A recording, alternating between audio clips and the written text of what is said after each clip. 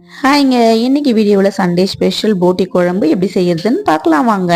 போட்டி வாங்கும்போது ஒரு முறை இந்த மாதிரி குழம்பு ட்ரை பண்ணி பாருங்க. டேஸ்ட் சூப்பராக இருக்கும். போட்டி வாங்கும்போது கடையிலேயே கட் பண்ணி தரவான்னு கேட்பாங்க. உங்களுக்கு க்ளீன் பண்ண தெரியல அப்படின்னா கட் பண்ணி வாங்கிக்கங்க. தெரியும்னா வீட்டுக்கு எடுத்துட்டு வந்து க்ளீன் பண்ணி கட் பண்ணிக்கங்க. போட்டி வாங்கிட்டு வந்த உடனே ஒரு அகலமான பாத்திரத்துல மாத்திக்கலாம். அப்பதான் க்ளீன் பண்ண ஈஸியா இருக்கும். நல்லா கழுவிட்டு உள்ள இருக்கிற குடலை திருப்பி கழுவிக்கலாம். 6-7 முறை கழுவிட்டு குக்கர்ல மாத்திக்கலாம். நான் இன்னைக்கு குக்கர்ல வேக வைக்க போறேன், அதனால குக்கர் எடுத்திருக்கேன். நீங்க பாத்திரத்துல வேக வைக்கிறதுனா கூட வேக வைக்கலாம், உங்க விருப்பம்தான்.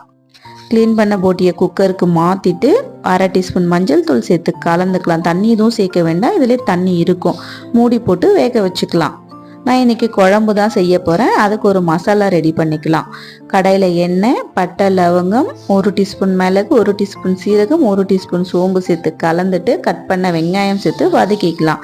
நான் இன்னைக்கு பெரிய வெங்காயம் எடுத்திருக்கேன். உங்ககிட்ட சின்ன வெங்காயம் இருக்குன்னா சின்ன வெங்காயமும் சேர்த்து வதக்கிக்கங்க. கருவேப்பிலை, கொத்தமல்லி, 2 பச்சை மிளகாய் சேர்த்து வதங்கினதும் தக்காளி சேர்த்து வதக்கிக்கலாம். தக்காளி வதங்கினதும் அரை முடி துருவின தேங்காய் சேர்த்து வதக்கிக்கலாம்.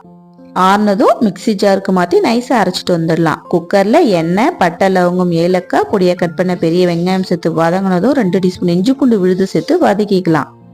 கொஞ்சமாக தக்காளி சேர்த்து வதங்கினதும் பொடியாக கட் பண்ண போட்டி சேர்த்து கலந்துட்டு 1/4 டீஸ்பூன் மஞ்சள் தூள், 1 டீஸ்பூன் மிளகாத்தூள், 1 டீஸ்பூன் தனியாத்தூள், 1/2 டீஸ்பூன் கரம் மசாலா, 1/2 டீஸ்பூன் உப்பு சேர்த்து கலந்துக்கலாம்.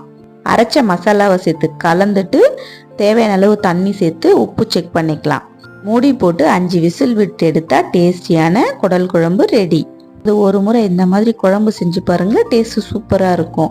சாதம், சப்பாத்தி, இட்லி, தோசை, பூரி எல்லாத்துக்கும் சூப்பராக இருக்கும். நீங்களும் ட்ரை பண்ணி பார்த்துட்டு எப்படி இருக்குன்னு சொல்லுங்க. ஃப்ரெண்ட்ஸ் அண்ட் ஃபேமிலிக்கு ஷேர் பண்ணுங்க. இந்த மாதிரி வீடியோஸ்க்கு நம்ம சேனலை ஃபாலோ பண்ணுங்க. அடுத்த ஒரு வீடியோவில் வந்து பார்க்குறேன். பாய்.